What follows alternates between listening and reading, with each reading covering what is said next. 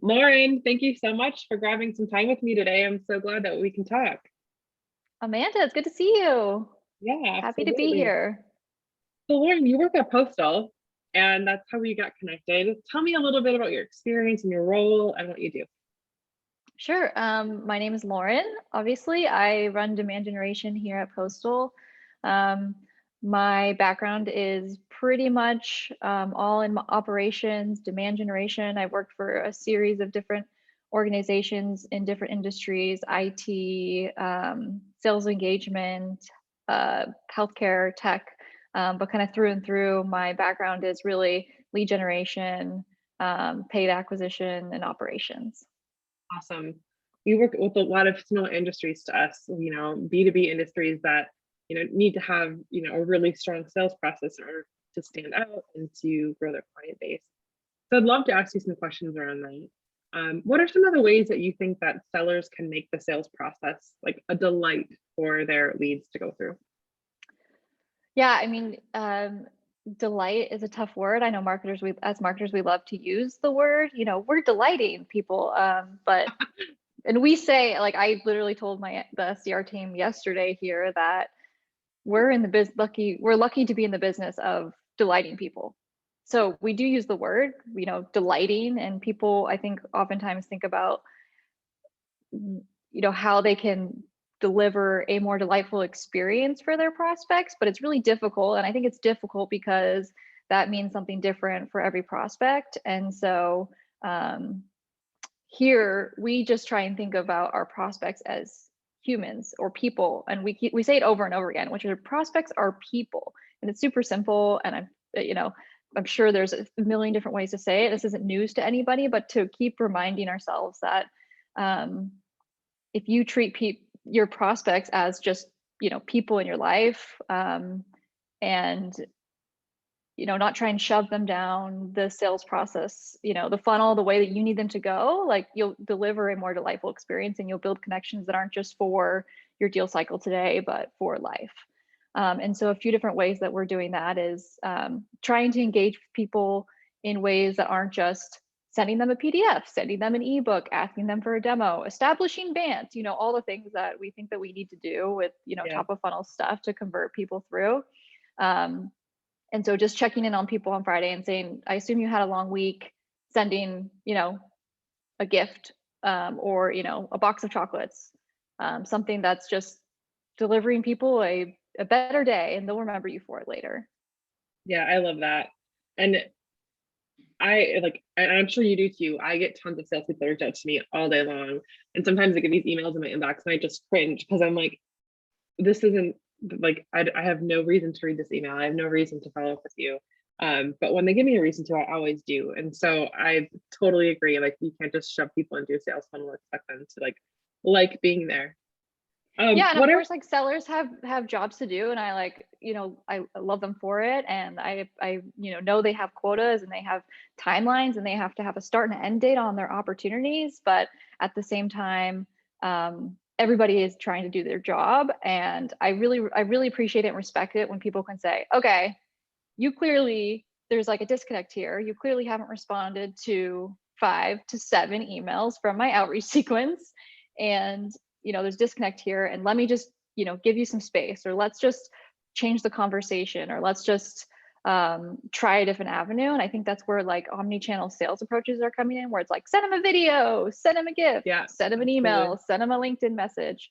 And if you can think about it in a way that's more human, and just you're not just sending a Loom video, you're trying to connect with people in a new way. And so thinking about that when you're making that Loom video is really important. Yeah. And I also think too, like, giving transparency to what you're doing. One of the things, and if anybody that I've ever like reached out to with this email title, my last email, I always title last chat. So they know I'm going to stop reaching out to them after that email. Because I think that's really transparent too. And they know then that like my communication will end. Absolutely. I love that. Well, my next question for you is, how can a seller bring value during the sales process? So we've talked a lot about like physically gifting or ebooks or things like that, but what are some of the ways that you feel like our seller can really bring value to their prospect? I, I mean, value is another word that's hard to say. I know we're like coaching our sellers to, you lead with the value statement. It's not like, don't lead with, Postal is a sales and marketing and, experience platform. It's like, what's the value to that person? And that value is different to each individual person. And so when we think about delivering value, I think I would just encourage people to think about, new ways in which you can deliver value. And that might not always mean a PDF or a one pager or, 5 bullet points on the ROI you've proven for your customers. It could just mean asking questions. Calling someone up and saying, what are your 3 biggest concerns right now? And being open to the fact that you might not be able to shoehorn your solution into that, Right. the problems you're thinking about. Say, okay, well, it seems like you have a lot on your plate. Let's touch base later. I personally, as someone who's a buyer of software, appreciate that. I think there's like the best sellers that I've interacted with throughout my career have built connections that are longer than just the start and the end date of the opportunity. So checking in post sale, and then keeping that relationship going no matter what organization I'm at. I think there's like maybe 3 people that have stood out in my career. One of them, I was just thinking about, his name's Jim Tachi, I think is how you say his name. I don't even know how to pronounce his last name. I forget, but he is someone that I purchased Terminus from at Outreach 2 companies ago. And he always checks in with me, probably on like, every 6 months or every 12 months. I don't even know where he works anymore. But he's always asking what I'm doing, whether I'm loving my job, and that's it. And he always That's sends so me a cool. note That's saying, awesome. hey, how's everything going? And I know that I can respond. I think there's an element of like, if I respond, are salespeople going to then attack me for a demo? So I oftentimes like won't respond. But Jim provides value in my life that's outside of just like, if I respond to Jim, am I going to get swindled into a demo? Yeah. And one of the things that I think is really important to you during that process is like, first of all, acknowledging, bringing value that way, like a good relationship, and also being entertaining. Like, work is stressful. People need a break. They need to be entertained. They need to laugh and see things that are funny. And I feel like even in those communications, being lighthearted and, I mean, of course, depending on the sales environment, emojis or gifs or jokes are completely appropriate. As long as, of course, they're appropriate, but it brings value to somebody. It helps lighten their day and entertains them for a little while. Yeah. I mean, that's literally the business that we're in, is we truly believe that if you can connect with people on a human level, then, you'll build relationships for life, and that'll transfer over into work and business and all that.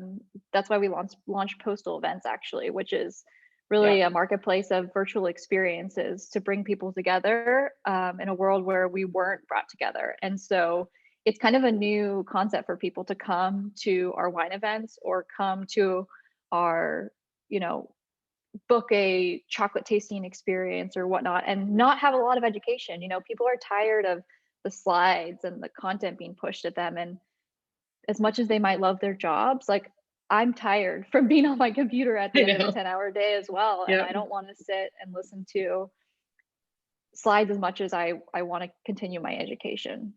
So coming and just having a wine with people, peers in your industry, they'll remember you. They'll remember your brand because you delivered them an experience that actually made them smile, that made them learn a little bit more about, a local brewery in Central California or whatever that experience is. And so we found that people are more engaged, they're more likely to attend, and they're more likely to register for an experience that's less about content and more about just having Active. an interesting and entertaining time and the opportunity to connect with other people.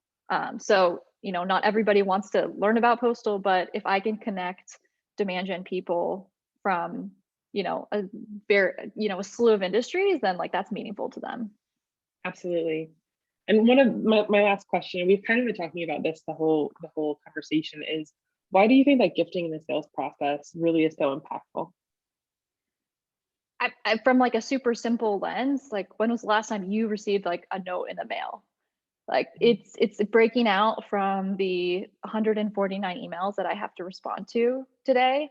And I don't remember the last time somebody sent me a handwritten card. I can probably count on two hands the times that I've received, handwritten notes. And handwriting is not always handwriting. Like we have, AI handwriting where you can write a sample of your handwriting and upload it to the computer and then have all of your cards be printed with that. And even if it's not you writing every single card, it's still a special touch that that people aren't doing. So like at a simple level, it's like something that people aren't doing even though they know that it works because it's hard and it's hard to scale.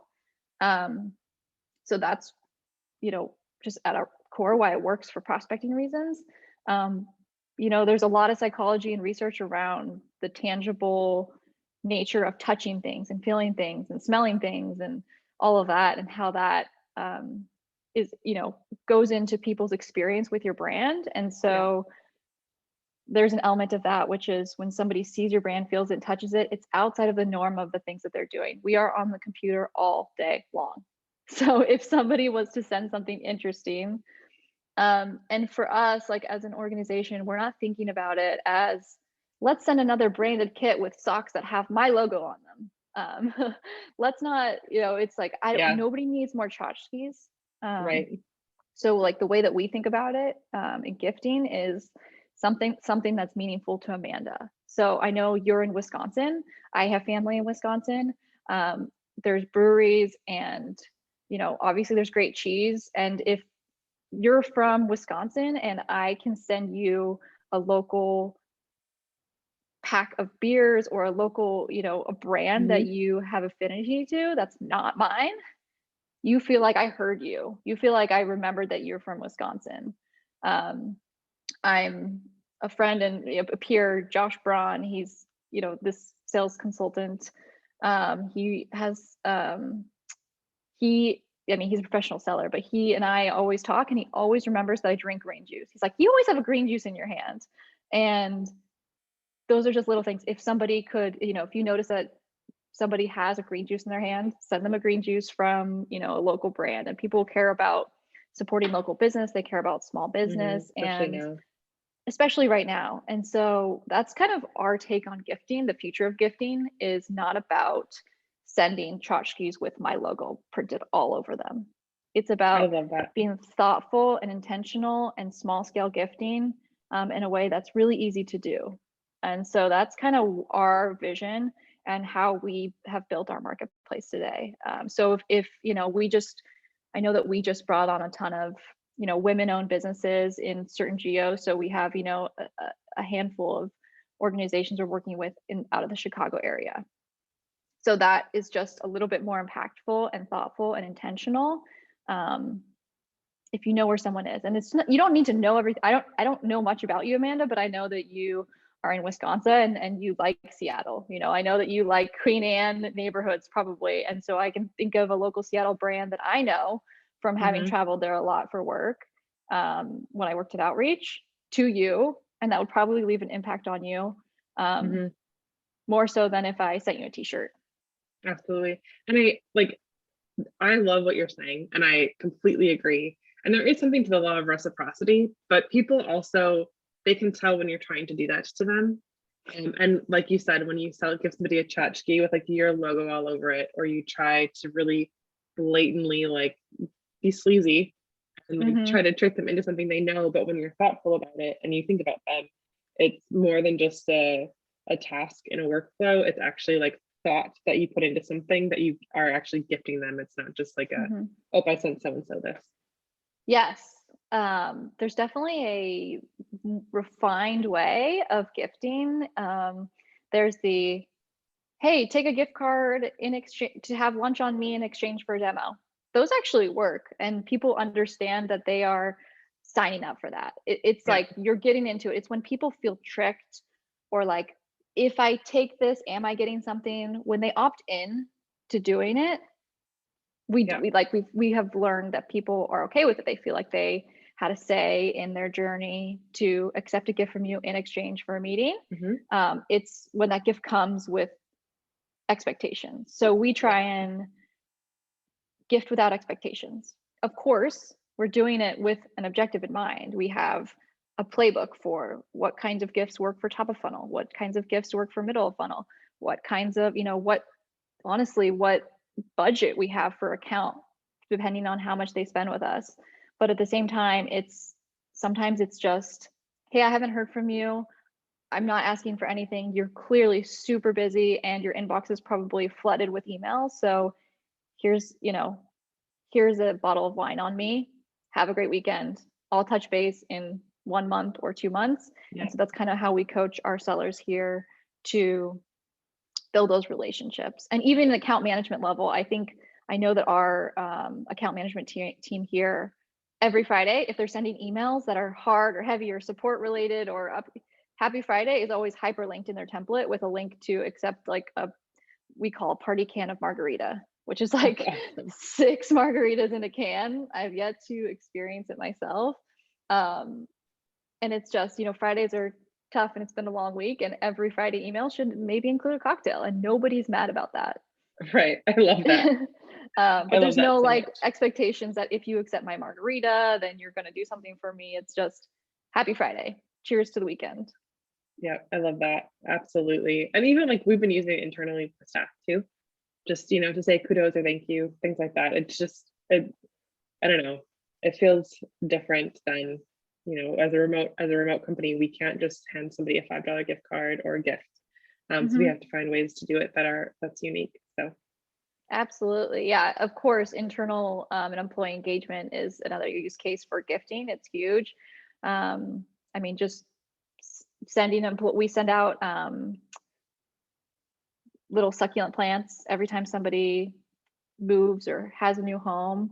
That just happy housewarming, and accept your succulents on us. So that's something that we've seen used a lot. I love that. Lauren, I've loved our conversation today. It was really thought-provoking. And I always love thinking about sales in new ways. So thank you for expanding my brain a little bit. Yeah, thank you for having me. It was a great chat.